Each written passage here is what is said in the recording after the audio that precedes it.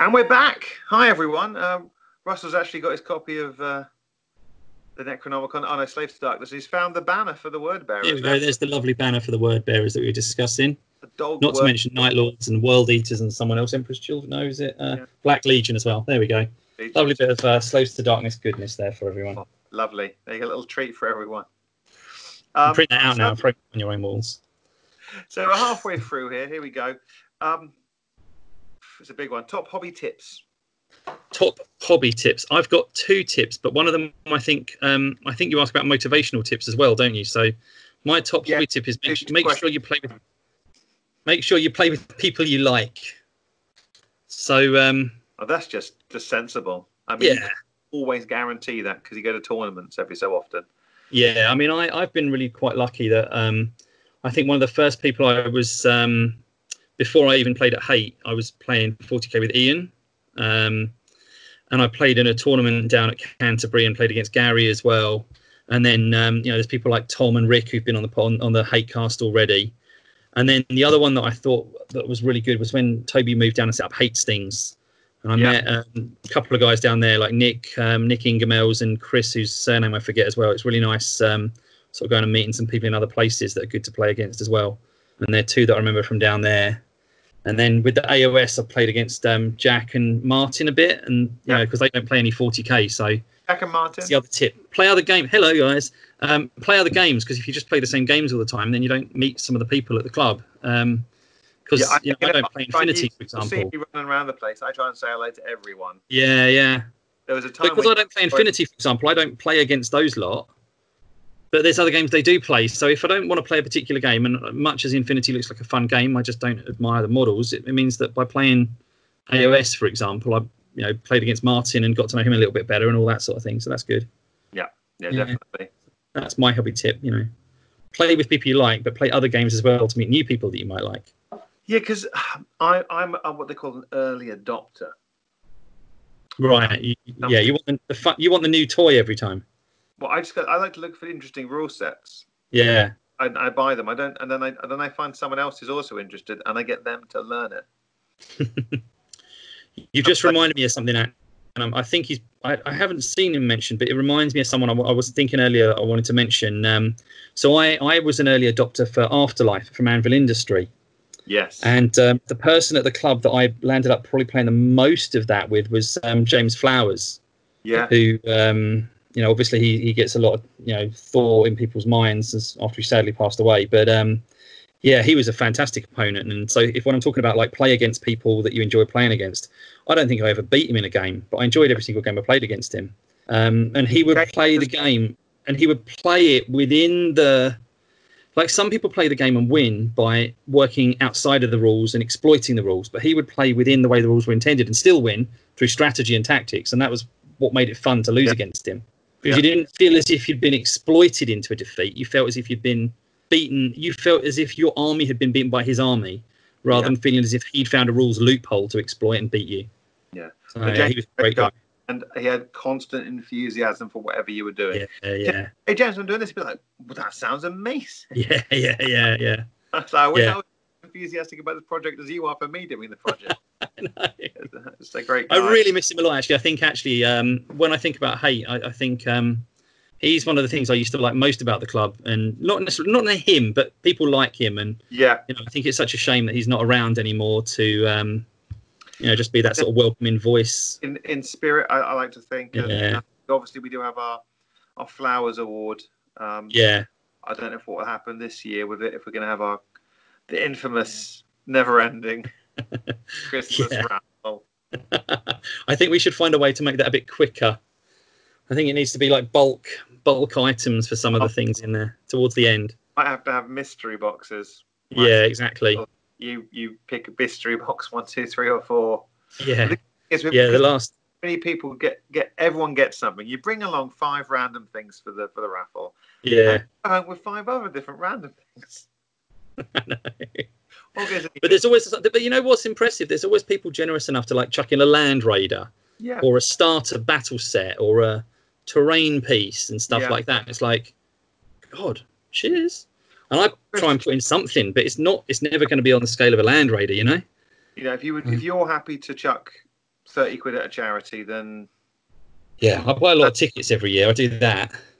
Yeah. So, yes, watch this space. Don't know what's happening at Christmas. Yeah. Be able to get together and do something. That was hobby tips. That was hobby tips.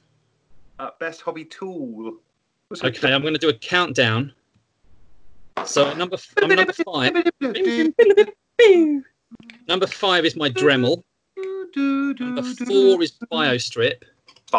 Number 3 is my circle cutter. Number 4 is my the chopper. The chopper. Get to the chopper. And number 5, this is my favourite one. This is my IKEA pencil with a safety pin in the end. Is that a modelling tool or? Yeah, it's I use it for 2 things. I use it for getting tiny bits of green stuff where I want them to be and smoothing them out. And I also use it for poking the hole in the end of a barrel before I then drill the barrel. So I use it as the guide hole for drilling out a barrel with my my little pin vise. It's literally just a safety pin that I've uncoiled, drilled down the end of an IKEA pencil, cut across it so you can wedge the circle in the end there. Since I only made this about 3 or 4 months ago, since I made it, it's become the most useful thing on my hobby desk. It's incredible. Do you use any pencil, or does it have to be an IKEA one? Well, I think that you want a short pencil, which is what IKEA is ideal, obviously. But what you could do is buy a pencil, cut it in half. Yeah. And then, of course, you have a reserve pencil for when you want to make a second one. If you have a particularly large hand, could you use a bigger pencil? I think you probably could use a bigger pencil. You could potentially get one of those ones that you buy at the beach that are about this long with a huge rubber on the end. And that might be just for people with Bigfoot hands, though. Bigfoot. You have a condition, sir. We call it Sasquatch digits. Okay, Sasquatch digit. Sorry. Yeah, Sasquatch digit people. Don't be. Yeah. It's just gin and tonic. I blame it. I've drunk all my rum. I might start sobering up soon. It's going to be a problem. So I've heard that's the thing to do in drilling barrel is to make a guide hole first. Yeah. If you just try and drill, it will come right out the side of the gun. I used to use the tip of my circle cutter. And then after many, many years of use, finally the tip lost the very, very most pointy point of its pointy tip. Yeah. And I thought, well, that's no good. I need something really, really pointy, like a safety pin. But I can't hold the safety pin well enough to do what I want to do. And then I was realising it was wobbling around, so I cut a groove in the end of the pencil to hold it in place. I'm like, oh, my God, I've invented the best tool ever. Well chuffed. Everyone's going to have one now. Everyone's going to have one now. But I've got it on video, the evidence that I'm the one who came up with the first IKEA pointy thing. Does that keep you motivated? Knowing that I'm number 1 when it comes to the IKEA pencil, absolutely it does. Beautiful. I need help, right? I need help, I think. How do you stay motivated? I post pictures of my stuff, and people say, "Oh, that's nice," and it makes me go, "Oh, I get a warm glow." You know how like most people post photos of themselves in selfies and post them on Instagram on a beach, and they look fancy and they get their endorphin rush from that, or is it endorphin or dopamine or whatever crazy chemical it is, makes me feel good anyway. Yeah, I get that instead of from photos of posing myself and posting photos of myself.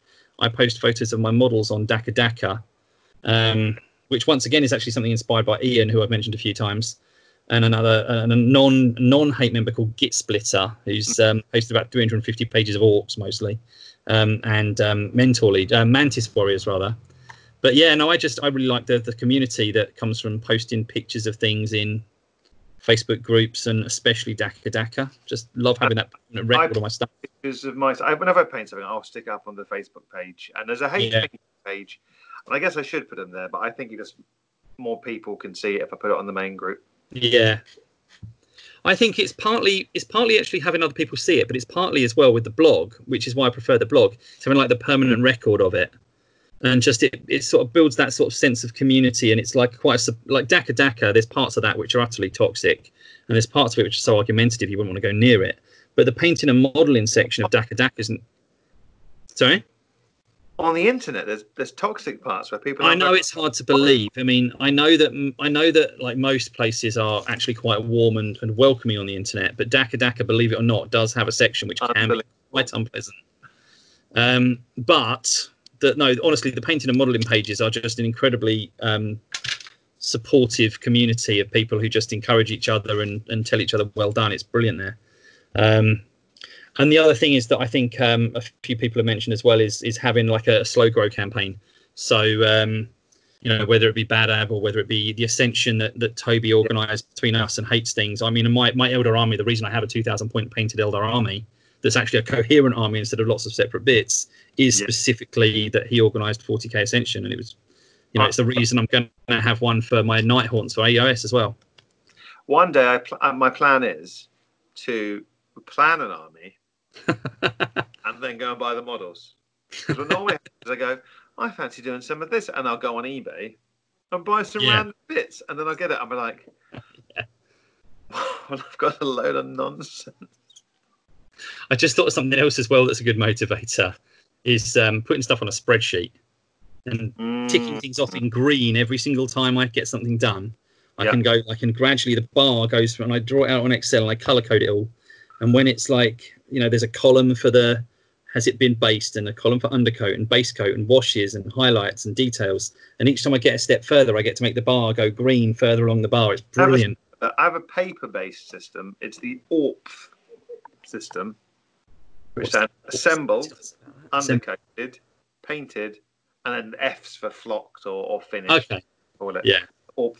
It's because I know people like to use Kanbans and Kanban systems. And you track Excel spreadsheets, but I spend a lot of my time not on a computer. I don't have a computer at home apart from my phone, which I'm using right now. So just for me, it was easy to have a piece of paper and I could just colour the squares in. I'm really jealous though that you've got an acronym for yours, and I haven't got an acronym for mine. I need to make one up now. I need to go and have a look at my spreadsheet later and come up with an acronym. I want to get a lorry and then spray on the side Ovel ink. I can't believe I haven't got a name for my Excel spreadsheet. Oh, you better work on it. There's not a lot on my spreadsheet at the moment really to be done, unfortunately. So, or fortunately, whichever way you look at it, I'm like, part of me's like, oh, this is amazing. I've got so few models left to paint. And the other part of me's, I've got so few models left to paint. What am I going to do? I'm depressed now. Sorry, buddy. Oh dear, yeah. I'm lucky that I enjoy painting, so I don't have to motivate myself to paint. I have to find the time sometimes to paint, but I just enjoy sitting down and painting. What I need to do is motivate myself to paint the things that need painting instead of whatever takes my fancy from 1 minute to the next. So it's more about discipline of what to paint than whether I do it. I'm going to apologise to Tom and Ed and Neil and all the other English Civil War players. Tom's completed a beautiful English Civil War, completed it. Huge, done straight away, done it. Doesn't surprise me. I'm on lockdown. I could easily have finished that in a month. Have I though? No. But it has motivated me to paint everything else. It's like, I should paint this English Civil War. I've got 17 different types of brown ready to go. And I'm like, I'm not really even playing Epic, but I'll paint a whole World Heroes army just to God. Painting English Civil War. But I've actually started some now. I did some the other day. I started at 24 Firelocks. What scale are they? 28 mil. All right. So they're not just a start and done thing. I've painted 48 Firelocks already. Well, because 48 models, that's a whole bolt action army. And for English Civil War, that's a unit. 2 units probably, actually, to be fair. Yeah. Units of Firelocks. I'm like, oh, man. Yeah. Oh, God. I don't know if I'd cope. But the thing is, I know I'll get there. And once it's done for life. That's it. My English Civil. Yeah. You can use it for both sides as well. Well, that's a bonus. And you can use it for anyone, apart from Covenanters, because Covenanters had a uniform. Oh, did they? Yeah. So what did you? Is this this big English Civil War thing where we picked? Well, not we, but you kind of reached out to the club to give who should be the names, and it was like we actually took the pub names or something, and did that stick? Yeah, Ed, obviously, we're mentioning Ed. Can't stop mentioning Ed. But Ed, we were drawing a map that we're going to have this English Civil War campaign, and we've got different names in the area. Yeah. You know, I'm trying to think. That actually made me. I was like a bit jealous I wasn't joining in at one stage. I was like, oh my God, they've got a map with names on it. I want to join in now. But I'm just like, no. Too many things. But it's like, they've got a map with names on. That's not fair. I want to do it. Pig Island's one of them, because when Ed drew it, I said, "You know, you've accidentally drawn the head of Peppa Pig." And it didn't look big head. It's like Pig Island. There we go. Yeah, I know, but it's going to be. I'm looking forward to when all this nonsense is over and we just get back and we can have a nice big. It's going to look incredible because we're all going to have, especially Neil's laughing. Yeah. We're all going to have a painted English Civil War army, aren't we? But I'll tell you what, Neil's my favourite miniature painter. Yeah. Because who do you know who takes as much joy in painting miniatures as him? No one. I mean, I'm not saying that, and I don't think he'd feel insulted by me saying this. He's not an heavy metal painter, but his Star Phantoms look brilliant. Yeah. Like you can look up close like that and go, "Oh, that's not quite right." But you put them on the table, and that's a coherent army that looks good. The individual models with the effects he puts on them, they all look good. And he enjoys painting, man. He likes it. He gets joy from whether it's the painting or the paint schemes. Just to go, which one do I like? Yeah. You know, his Battenberg Marines he just painted recently. Love them. That actually hadn't occurred to me that that's what they are. They're Battenberg Marines. That's brilliant. Why not try? He's trying it out and he liked it, or he doesn't like it. He can do it. And he just does it for the fun of it. And you're right. And I don't think he'd be offended to say, no, next time I see him, like, I am offended, actually. I am offended. I think I'm probably one of the best painters at the club. No, but I mean, he is. His armies look good. Yeah. The models look decent. He is. And the armies look brilliant. Because he gets it done. Well, yeah. But he paints an army. He doesn't paint. Again, I hope he doesn't take offense to this, but he paints an army, not a model. Yeah. If that makes sense. And his armies look good, like really good. Yeah, so. And at 6 foot. Yeah. They're all armies the same at 6 foot. And he's a great opponent anyway. He's another one of those people who's just fun to play a game 40k against, and it's fun to play against him anyway. And you can pretty much guarantee you're probably going to play against an army that's at least almost fully painted, even if it's not quite 100%. You know, he actually likes to be ready to play the game the way it's meant to be played, sort of thing. So. And Neil normally has the rules. I told you I'm a bit of an early adopter of rule sets. I'll go, further as rules, Neil. I want to have a game of it. He goes, oh, it's in my loft. I'll go. I've just remembered. I've still got his Blood and Plunder rulebook on the shelf there. Oh my god. This is so just go into your loft and chuck it in.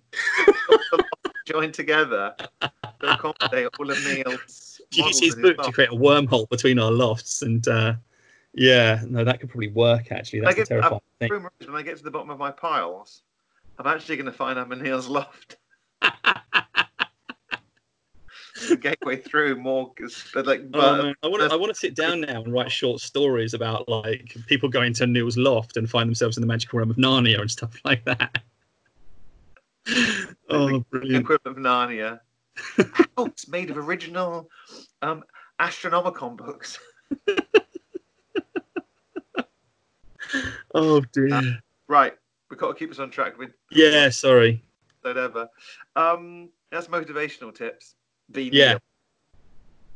Be Neil. Yeah. Can you tell me about your favourite game? My favourite game. Right.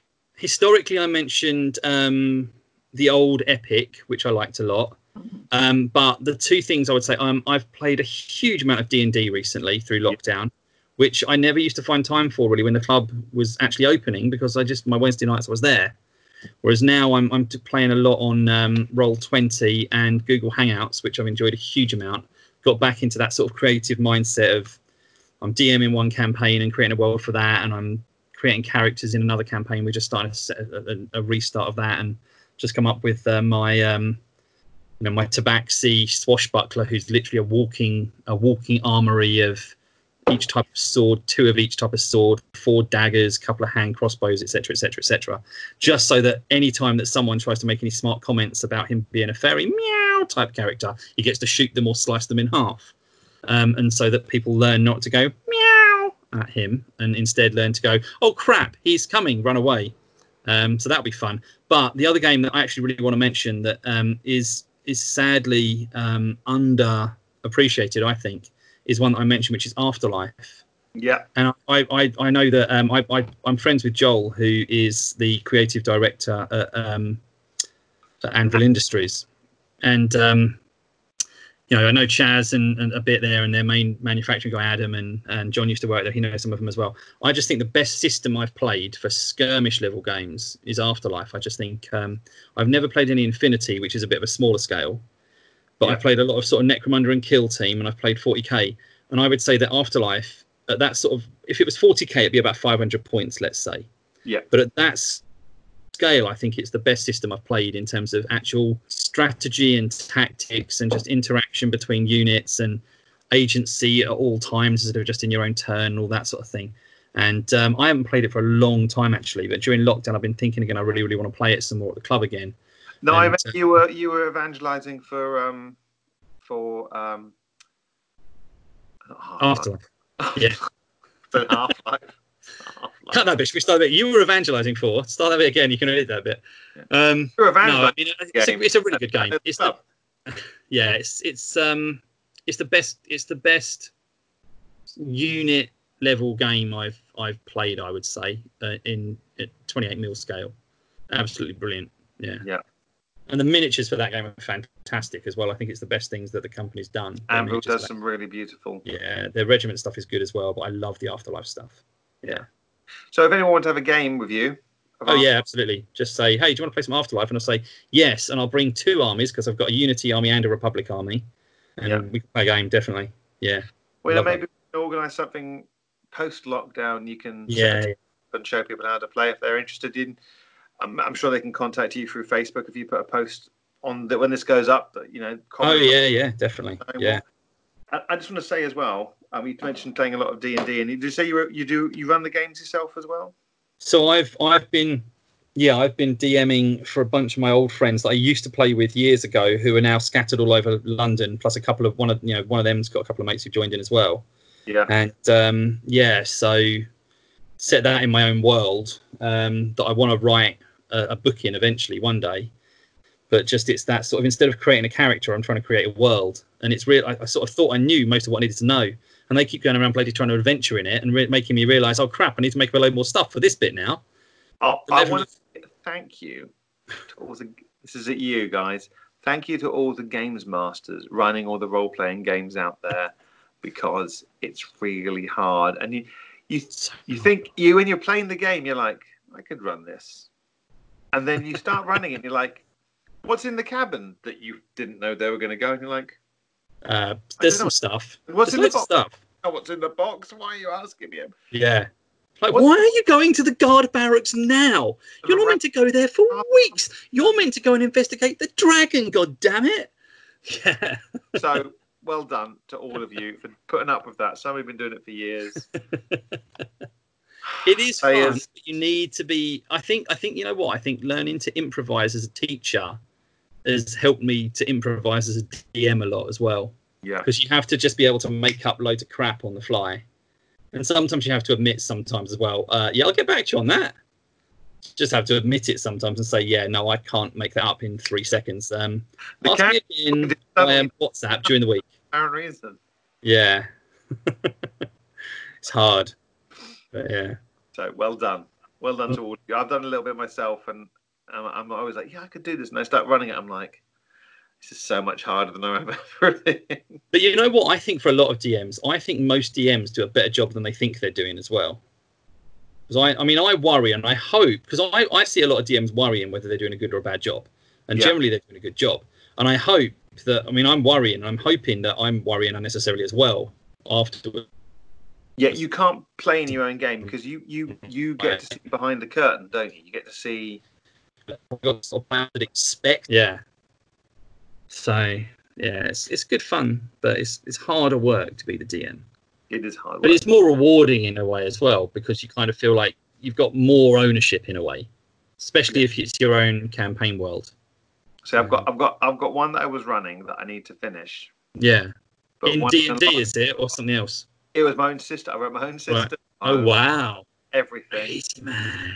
And I had a whole character creation. There's no dice involved. The character creation involved being interviewed and a series of questions to generate it. It was a whole crazy system. It was good fun.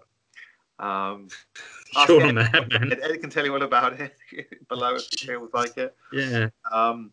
but I've got an idea for another one. That's the thing. I'm like, I get ideas, and I'm like, oh, that's a really good idea. I can't tell you about the idea because that would ruin it. Yeah, but actually, that's my ideas are my downfall. I'm an ideas man, not a. I've had to turn myself over the last 10 years into. I nearly said I had to turn myself into a follow-through man, but I didn't. I had to turn myself from an ideas man into a someone who completes the odd thing here and there. A man of agency. Yes, exactly. Yeah. And don't be a follow-through. Yeah. What game? I nearly said it, but I didn't. Yes. What game do you fancy playing in the future? So I thought about this a little while ago, actually, and I realised. So one thing I will mention is Adeptus Titanicus, which I do not know how I resisted already, because that looks fantastic, and it was my favourite game when I was younger. So I don't know how I've resisted that. And I still want to play more Frostgrave, but what I realised, there's loads and loads of historical games that I'd love to play. So, for example, Blood and Plunder that I borrowed off Neil. Is it Arena Rex, the Roman Gladiators one? There was another one I was thinking of that's gone out of my head momentarily. I'd love to play some stuff in the Napoleonic era, but the one that I really, really want to... I've played one test game of it, and I just love the way the game looks, and I think it's my Japanese connection, is not the one that you were talking about with some other people, because you've been talking about Bushido. The one I love love the look of is Test of Honor. Test of Honor. That looks just the aesthetics of that just appeal to me so much. Is that being redone or something? Because they were selling it on Warlord. I believe so. Yeah. Their stock off. Yeah. So they had a thing on their website, and I haven't looked it up for a few months because I remember early on in lockdown, I think it was, they had made a big post about, don't worry, the game's not dead. It's not gone away forever. You might not see it for a little while, but we promise it'll be back. Sort of post. And it's a mechanic. I'm not sure I love the mechanic. I need to play it and decide how much I like the mechanic of playing the cards and stuff. Yeah. But just the look of the game, I absolutely adore it. So I want to try that again. And I'm slightly tempted, but I'm not tempted in the too near future. But in the long run, I would like to try some bolt action as well. Well, I know. Which I've heard lots of good things about. I can lend you an army. Yeah, well, I wouldn't mind borrowing. Actually, yeah, because that's the thing. I wouldn't want to buy an army. I wouldn't mind borrowing an army for a game. Actually, at some stage, I managed to this is a thing I did. It was more of an experiment to see if I could, using the Black Saturday sales. I know this, and you basically built an army for about 20 quid, didn't you? £19.50. Was that what it was? Jeez, yeah. And you built like a full scale 1,000. Was it like 1,000-point army or something? For 1,000-point army. 1950. Was it a good army? I don't know. I haven't played it. I plan to actually play it and see but lockdown and stuff. Well, we should play. I'd love to play a game of bolt action at some point if I can borrow an army. I'll pack up 2 equal armies and bring them down. I know people that want to give it a go. Lane said that she wanted to try out a bit of bolt action. So I'll be happy to, and I know Tom will and other people. So I like it. Cool. I think that is a good middle place. It's not too complicated, but it's not too simple as well. It's just such a, and if you learn the fluff, you learn history. Yeah, which is nice as well. Yeah, because I think that's one of my favourite things about all the Japanese stuff. Like that book I showed you earlier with all the woodblock prints. The facing page of every woodblock print is the history behind that page of it. Yeah. So I just love things where you pick up history as you go in that sort of way. You're not learning history. I mean, learning history for the sake of it, I enjoy anyway. Yeah. But learning history as a side of, of course. For those who don't know, I work at a museum. Yeah. Most people who are going to be watching this will probably know that. But when it reaches that global audience of millions, they're not going to know you as well as we all do. Yeah. So, yeah. Cool. Yeah. Test of Honor. Yeah, I mean, you could probably talk me into doing that as well at some point. The other one, actually, I've just remembered is... Probably.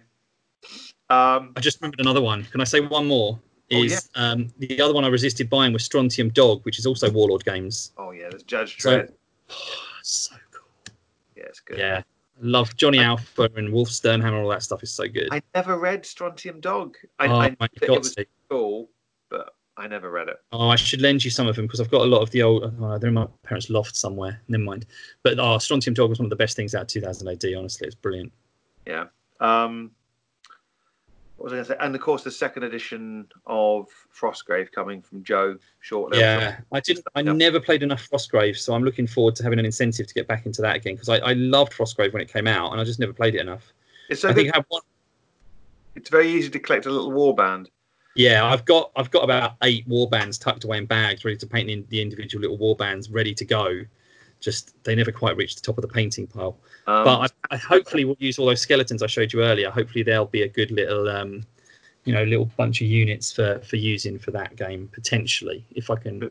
Because Sasha organised that Revenge of the Slime Lord, whatever it was called, event, and Joe actually, I got to play Joe in the final game. It was so cool. Yeah, I saw that actually, because I was there that day playing Necromunda, because we had like a 8-player Necromunda guy in that game that day as well.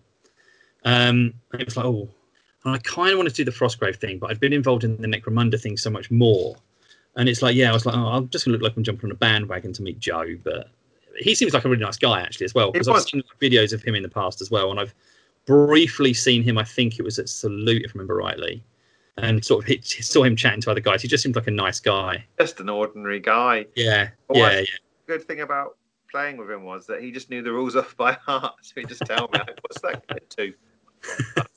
Well, that was the thing about playing Joel at Afterlife, is you'd think he'd know the rules off by heart, but they were constantly evolving, so he didn't. And also he's rubbish at Afterlife. Well, that's the way, isn't it? Yeah. Because you don't know how to exploit your own rules, because if you'd realised how to exploit them, you wouldn't have written them like that. Well, this is what playtesting is all about. You go, in what I think is a balanced set of rules. You are really whack players. Can you please go and break these for me? Yeah, exactly. Yeah. Yeah. This was a tougher one. Mm-hmm. What's your favourite club memory? I've got one ready for this. This is right. So one thing I want to mention very briefly was all of the 40k Ascension thing. That was really good. That's like a club crossover event between Hate and Hastings. But the actual specific thing at Bethnal Green Working Men's Club, this is one. It's Tom Catsey, and I want to just say get well soon to Tom, because I saw his post earlier. So I know. I posted already on his wall, but I'll just say it on the video as well. Get well soon, Tom. Get better soon. But I played a game of Blood Bowl against Tom. Now, I'll give you the background of this story first. I quit playing Blood Bowl about 6 years ago. Yeah. I used to love Blood Bowl. I used to love the second edition version with the Astro Granite pitch, and then I loved the new version as well. And I played it a lot online. I played the heck out of that. I reached a point though where, and I was playing on UK BBL, which had like a built-in thing that would track your dice rolls. Yeah. And could calculate your luck, both in terms of your actual raw dice rolls and how high or low you roll to sign in, knock down as 6 and knock yourself down as well. And also would track your luck, bearing in mind what you needed to actually roll above for that particular roll anyway, and stuff like that. Yeah. And for 3 seasons in a row, I had by far the shockingly worst luck in the league. And I was just like, I couldn't possibly enjoy the game anymore. It got to a point where as soon as something went wrong, I was so down on the game that I couldn't enjoy it. Yeah. And the few games I won, I had such insanely good luck that I couldn't possibly have lost them. And I never had that nice middle ground of +1 or 2. It was like +10 or -15. It was like, yeah. So anyway, I was convinced to step in to the Blood Bowl League because someone else had dropped out. And there was like 7 games left, and I think I lost like 5 games in a row, with people telling me like Bryn was like, that's the most unlucky set of rolls I've ever seen. And then Rick, for God's sake, was telling me my dice was unlucky. Had you played Rick before?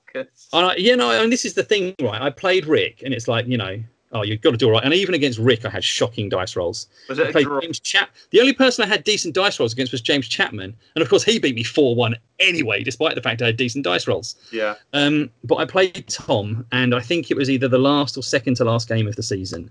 And with 1 turn left, I was winning 1-0. Right. So bearing in mind, this is the last turn of the game. And he's got close to my end zone, but the ball's scattered and fallen loose near my end zone. Yeah. And there's hordes of my players around it. And I'll walk you through how my memory remembers this sequence. And it's like 6+ dodge, 6+ dodge, 5+ dodge, 6+ dodge, 6+ pickup, 6+ throw, 6+ catch, 5+ dodge, 4+ dodge, 6+ dodge, go for it, score. And I worked out the odds there and then on the spot on the odds, and he had one re-roll that modified this, but without the re-roll, the odds would have been somewhere in the region of 1 in 27,500. So even with that one re-roll that he actually used, the odds weren't great. And I'm just like sitting there watching this, and I'm just sitting there, and he's like, he wasn't going to go for it. I was like, well, you know, you got nothing to lose. You might as well go for it. I should have bloody convinced him not to go for it because one of his players might have got injured. I should have been, no, it's not worth the risk. It's like, I've worked it out in my head, you know, maths teacher. It's like over 1 in 20,000 chance. There's no chance. You're more likely to have one of your players die than you are to score. But no, I'm like, oh, you know what? You should go for it. It'll be hilarious if you score. So he goes for it, and he bloody well scores. So I drew that game, and it would have been the first game I'd won, or even, and it was still the first game I actually got a draw from it. So it's still my best result of the season. The draw was my best result of the season. But I was like, until the last turn, I was 1-0 up, and he bloody well scored with a 1 in 25,000 something chance. Favourite memory, and you know why? Because it was Tom. Because it was Tom. If most people had done that to me, I would have rage quit and been chucked out the club for smashing up the bar. But because it was Tom, I loved every second of it. I can see Tom being so embarrassed. He was. But it was brilliant. I loved it. It's so much fun. It was so much fun to watch. I'm sorry. But you know what? If it had been someone else, I would probably have gone absolutely mental and thrown my dummy and, you know, chucked my toys out the pram, etc., etc. But when it's someone as nice as and there's other players like that at the club. So I mentioned Neil, Rick, someone like that as well. But Tom in particular is just such a nice guy to play a game against. Yeah. And to chat to as well. So that's my favourite memory of the club is Tom Catsey. Tom Catsey, yeah. 25,000 chance of scoring a bloody touchdown and did. That's not Tom. 1 in 25,000 chance, Tom. Unbelievable. Cool, Tom. Right, I've got to do some calculations to see what the odds of the next questions coming up. But we are going to be coming back with the big four. The big four and... okay. Question that John left us with last week. So I think that's going to be. So let's see. See you in a bit. See you in a bit. And that was a chance of you navigating the asteroid field, which is quite nice. And scored a touchdown. So the touchdown at the end of the asteroid field is the only reason to go through an asteroid field. Exactly. Great. We're back to the big questions that we all really care about now. Yeah. So we're going to just go straight in with Russ, what is your favourite paint and why? Is it Nuln Oil? I'm going to go with a quite controversial answer to that, actually. I'm going to say Nuln Oil is not a good paint. It's not as good as Bad Ab Black. Oh. Bad Ab Black was a better black wash than Nuln Oil. And in fact, Bad Ab Black was my avatar on Daka Daka for a very long time. I've now changed it so my avatar is Lamenter's yellow. Oh, yeah. The whole Bad Ab theme, at least. But, Bad Ab Black was a better black, and everyone who says otherwise is wrong. But my actual favourite paint is Deneb Stone. Yeah. Because it's such a good base for so many different things. So it's actually, I use Deneb Stone as my base for my Eldar's armour, but I also use it as the base for most skin that I paint. But you can't buy Deneb Stone anymore, so I'll just plug Instar Paints here. And they're IV06 matte, and they do nice big bottles of things. You can see that, hang on, compared to a regular Vallejo bottle, for example, it's a lovely big bottle. Thank you, boy. And they're quite reasonable prices and lovely coverage and lovely. I don't know that. GW replica colours is very good. So yeah, and mainly because it's such a good colour for the base of bone and the base of skin and loads of other, and it's a very good thing for lightening other colours whilst keeping a neutral tone. That, and I've got so little of it left that the Deneb Stone. And probably when I look, it's probably going to be dried up when I finally go to use it. My Deneb Stone will dry out because it was a foundation paint, so it will dry out horribly. And I was trying to buy more of it and couldn't, and eventually found that Instar Paints had started making their version of it, and their version of it's almost as good. It's not quite such good coverage, but it's exactly the same colour and still very good coverage. I have lots of the orc hide from the foundation. The orc hide fletch. Yeah. Yeah, I've got loads of that still. That's good for Dark Angel. It's basically dark green, but the problem the original Dark Angel was green. As soon as you thinned it down, the water it just didn't hold the pigment. It wasn't good. I remember that. Yeah. But orc hide. That was a horrible paint, actually. The original Dark Angel was green. The orc hide fletch is brilliant. Yeah. You actually don't want to use Dark Angel's green to paint Dark Angel. I know. It's like when you put any water in it at all, the pigments wouldn't rest on the surface. No. Crazy paint. It wasn't like other Citadel paints even at the time. Yeah, terrible. It was more like a poster paint. Other opinions are available. Yeah. But Orchide, yeah. Not that that's available anymore. Did you see Neil was flaunting his Devil and Mud? Yeah, I'm not going to bother going looking for it because it'll take me too long. I've got about half a pot of Devil and Mud left. Who was the other person who painted? Was it Sasha who painted, or was it Sasha who posted half a pot of it as well? Or someone posted half a pot as well. I was thinking if me and that person, whoever it was, combined our 2 pots, we'd have a pot between us. I think I've got like 1 pot that I'm just too. I'm afraid to use it. It's too valuable to actually ever use it, and I'm saving it for that mystical paint job in the future when I desperately need it. And I'm thinking, I've got just 2 original sealed Horus Heresy. I've got the Lupercal green and the whichever green it is, the 2 greens. But I think they're part of the change now. The Lupercal green, because that was the one that everyone thought was just such a perfect colour that Neil spent ages trying to replicate, didn't he? Yeah. And that was a hard. Because I was going to do Sons of Horus. And I just didn't. I did Dark Angels instead because they're the best. My Horus Heresy Raven Guard just faded away, and they're still up in the box there, but they're an army that's been abandoned until Horus Heresy starts becoming a thing ever again. It needs to change. Yeah. I mean, being a Dark Angel, but I know exactly what's going to happen. They're going to bring out the Dark Angels book, this 9th book, isn't it? Right, is it in the 9th? Yeah, okay. The rules of Dark Angels will be 9th, and they are going to be revolutionary. They're going to be the best rules that anyone's seen. Other people, it's going to be really powerful, but really flexible, really intelligent way for the army to work. And people are like, this is like, why aren't all armies like this one? It's going to be great. And then in about 3 to 6 months, there'll be an edition change, and the book will be completely invalidated. Yeah. Like my old Imperial Armor Banner books, which I love just for the background anyway. Still, but yeah. So what's going to happen? And that's your favourite paint, the Badab books. There we are. Yeah, it's always Badab for me. Okay. What is bring you back to Badab? Yeah. What's your favourite dice? I want to do another countdown. This was so I've got this is 4 and 5, so I've got a D6. So each, where's it gone? Ni san shi go roku. And then another Japanese one that goes up to 10, and I can't bother to count again. Yeah. And then I've got something now. I can't decide the order for the last 3. I'm going to go with my D13. I've got a 13-sided dice.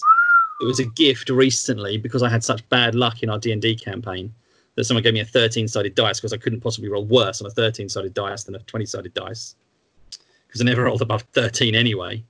Now this is I'm going to go. This is my number 2 dice. Look, it's a dice, right? And it looks like an ordinary dice, yeah. Yeah. But can you see the other dice inside of it? Inside a dice. It's a dice inside a dice, or a die inside a die, I suppose. But this is something I've had since the early 90s, and at the time I think they were very, very rare, and I had to send off for it and get it by mail order. But I've seen them in other places now. But I have 100-sided dice. Oh yeah. And it's my favourite just for memories and. You need a very flat table. Yes, you do. And I can try and roll it on my laptop here and see what I'm going to see what I get. I'm going to go for number 48. Holy crap! You got it. How did you get that? What are you, psychic or something? We can edit that in with Gary, right, and make it look as if you actually got it right. Yeah, but don't mention that now, or when we cut it. Oh, never mind. Sorry, never mind. Oh dear, sorry. There you go. Never mind. I'm not psychic, or am I? Or am I? Or am I? No, I'm not. Listen carefully to the answer. Did you hear that? Babylon 5 reference. It's reaching that stage of the interview, isn't it? Bards. Yay. Yay. Yay. Yay. And why? I spent a good many years playing on a Neverwinter Nights persistent world server called Avlis, which was still going actually. So it's they even made a Neverwinter Nights 2 version of Avlis that died, I believe, but the original version is still going fairly strong. And for a long time, it was like the #1 most populated roleplay server for Neverwinter Nights. And I played a character who was a bard / fighter with a dexterity of 8 who used to wear heavy plate. And he was a lawful evil character who worshipped a god of fear. But everyone saw him running around in gold and blue armor and assumed he was a paladin, because at the time only paladins wore gold and blue armor. Yeah. And so everyone would try and include him in all their lawful good schemes. So, for example, I once went to the lawful good plane of Afterlife plane to try and rescue some people, and I was there as the lawful evil guy. But he reached like level 20 whatever, and he became a member of parliament for the Common House, and he became the master sage of the library, and he was the secret head of the cult of fear. And eventually I reached a point where I realized I needed to stop playing on this persistent world because it was just going too much. So whilst he was an evil bastard, he was at least he had his own set of moral code. And he died of a heart attack in a sewer protecting a bunch of kids from some rats. And his corpse washed up, bloated and unrecognizable in the docks. And one of the DMs posted about this corpse washing up in the docks, and no one ever investigated this corpse. So my character just disappeared. No one ever knew why or how. Yeah. And just literally just vanished. And it's like the best way for him to go, because he lived his entire life trying to be the center of attention, trying to do this, trying to do that. But he always had his own moral code, and he died living his moral code to save these children, and died of old age of a heart attack in the sewers, and just was never heard from again, and just vanished from sight and wasn't particularly missed. Yeah. The bastard, because he was a bastard. He was based on like speeches of like Enoch Powell, and I went through loads of speeches of loads of unpleasant politicians. Yeah. And he used to stand outside the he used to stand around in the political district, and other player characters would come along and watch as I literally just typed out a political speech, basically saying how the humans should be at war with the elves, and how the pointy ears were basically the cause of all ills. And as soon as we go back to Tenantia and reclaim the land that was rightfully ours, all will be well in the human realms. And he was not a nice man. But he was a lot of fun to play as a character for a very, very long time, and probably my favourite ever D&D character. And he was a bard, so I'm yay. But he didn't sing. He speechified. He never sang a word. Never sang a word. He had a terrible singing voice. He speechified instead of singing. He rapped. He never rapped. He was a sage, for God's sake. He was a sage and a politician. He didn't rap. He was respectable. He looked like Roger Moore's son. There you go.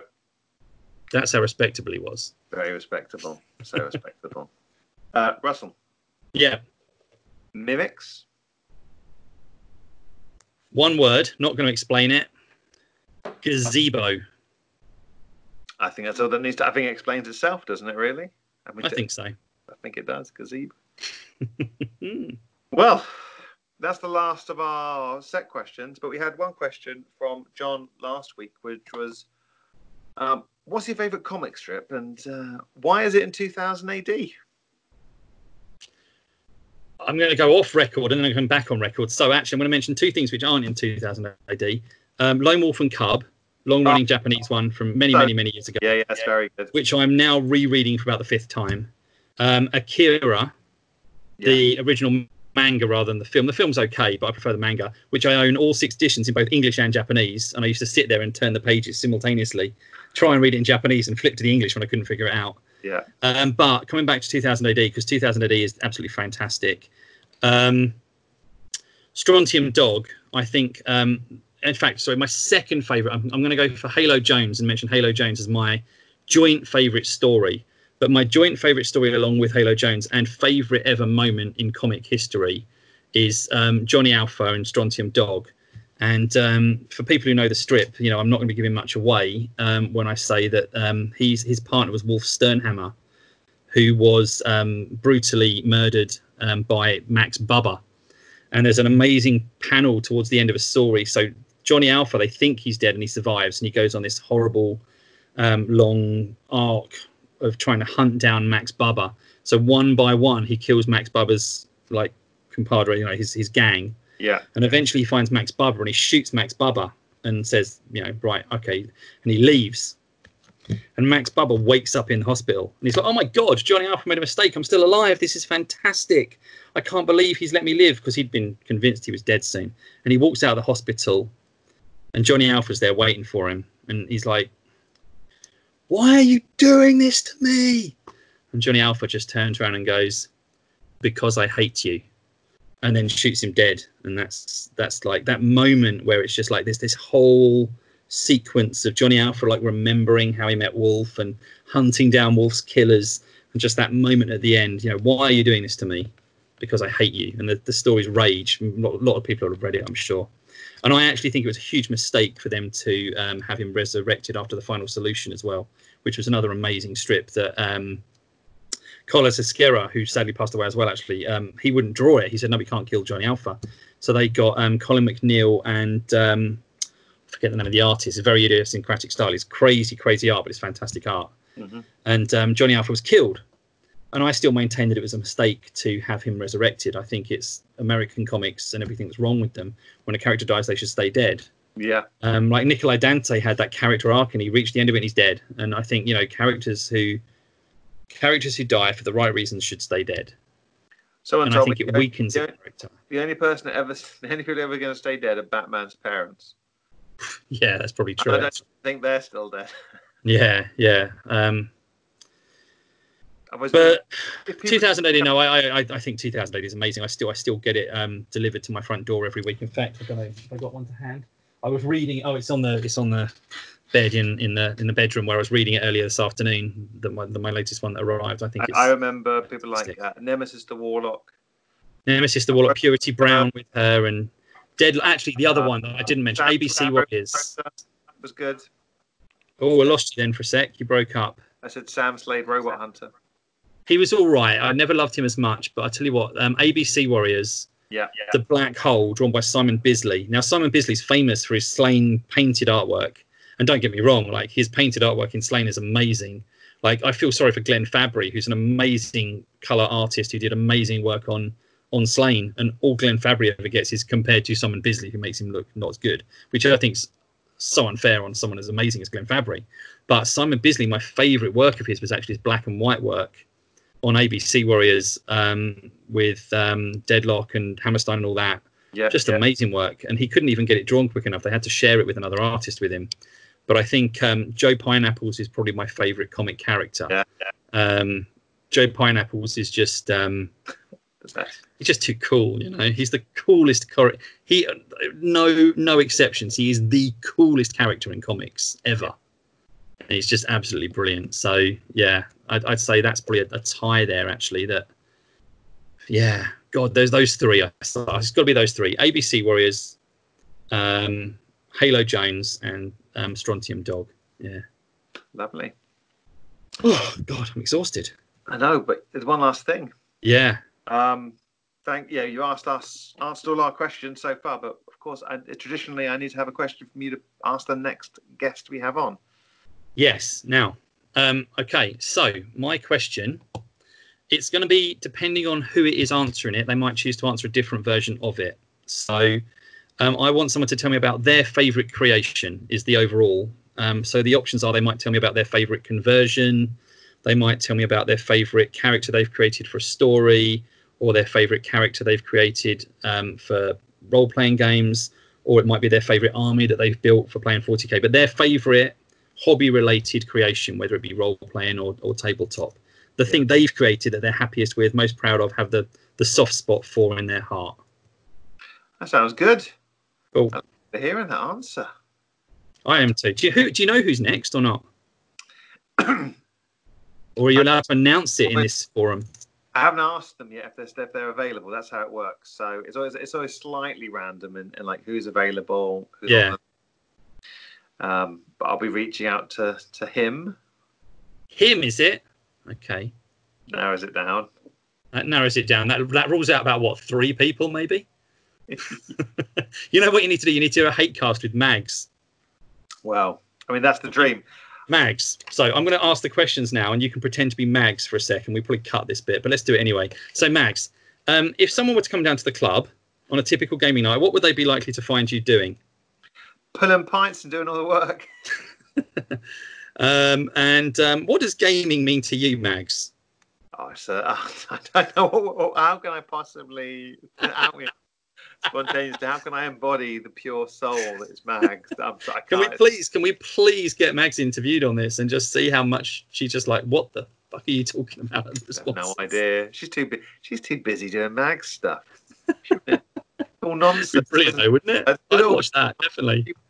I mean, I'll watch all of them, but I'd pay to watch that one. That could be a fundraise for the club. You've got to pay a £5 to watch the interview with Mags.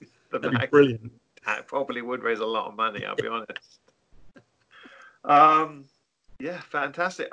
Thank you so much for joining. Thanks for making me. It's been a lot of fun, actually. It's actually quite tiring as well. It is, isn't it? It's amazing how long we chat for. It's good fun, but it's exhausting. Now you've got to edit this down to a watchable length as well, or rather, Gary has. Yeah. All the work is Gary, honestly. I tell people this. I just chat for like an hour and a half, 2 hours. Yeah. And then Gary has to go through it and edit it and make it into something that's actually watchable. So thanks, Gary. You are the best. Well done, Gary. Well done, Gary.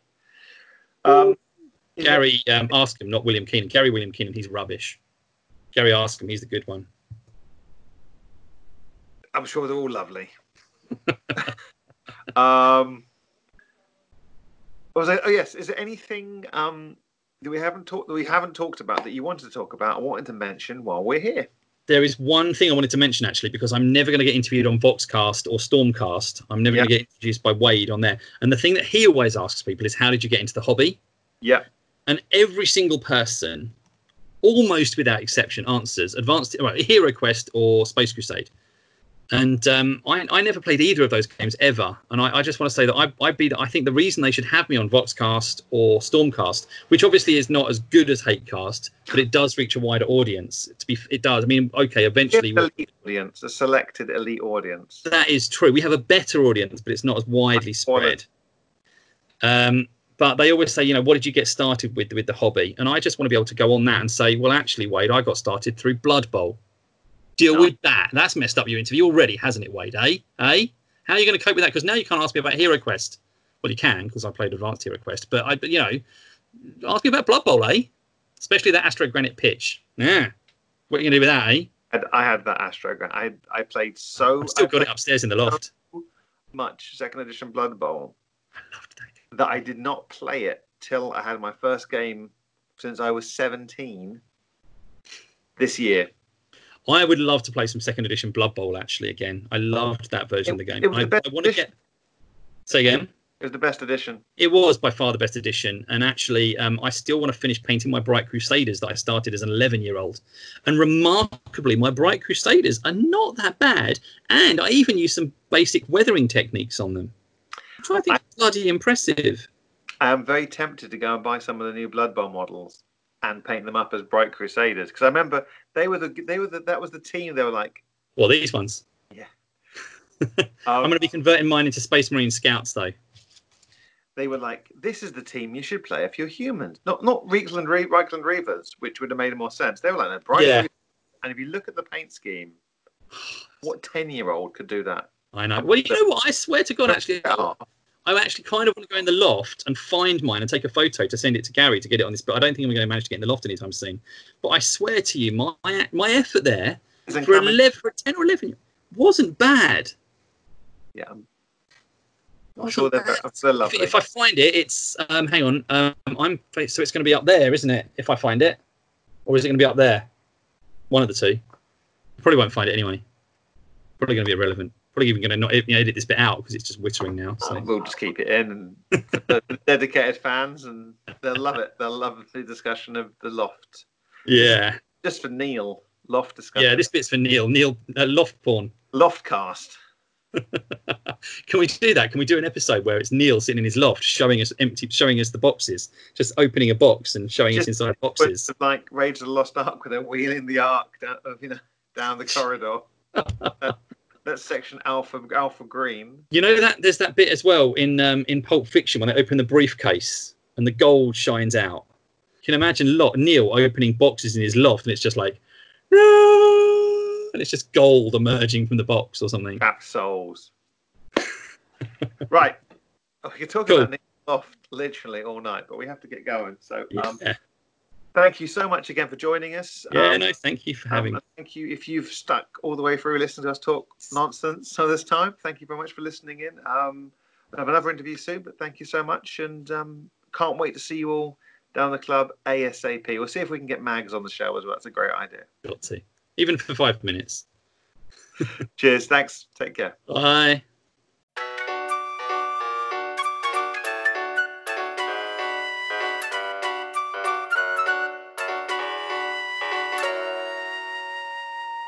That was good. I enjoyed it a lot. I'm glad. I really enjoyed it. It was one of the best interviews I think I've done so far. I really enjoyed it. Well, I'm knackered now, though. It's tiring doing it. It is. Yeah. 4 hours. It's a long time, but it's worth it. It's worth it. I think people enjoy it. But I just realised something. It's the first one we haven't mentioned Aidan's hair. Oh no, we didn't mention Aidan's hair. It's perfect. Oh well, I'll mention it double next time. Yeah, do it double next time. Damn it.